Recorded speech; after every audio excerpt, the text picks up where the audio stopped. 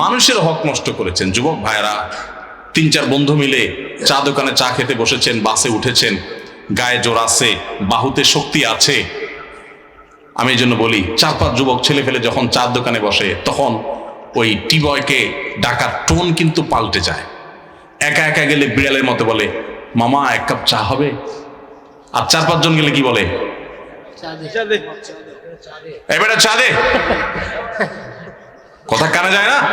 কতক্ষণ ধরে বসে রয়েছি, কারণ আশপাশে বন্ধু বান্ধব চা আছে, শরীরে একটু ভাব আসছে, তাই না? আহা, এই মাস্তানি, এটার বিচার হবে, এটার বিচার হবে। দুনিয়াতে সে বিচার পাবে না, কিয়ামতে বিচার।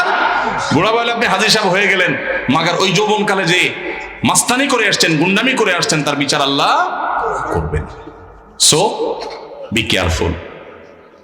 এই যৌবনকে পাগলামি করে নষ্ট করবেন না, ঠিক আছে তো? ইনশাআল্লাহ যে কোনো অন্যায় করে আল্লাহ কাছে মাফ চাইলে মাফ করবেন, কিন্তু মানুষকে ওই যে ধাক্কা দিয়েছেন, গালি দিয়েছেন, অধিকার নষ্ট করেছেন, হক মেরেছেন, এগুলো কিন্তু আল্লাহ মাফ করবেন না। সাবধান।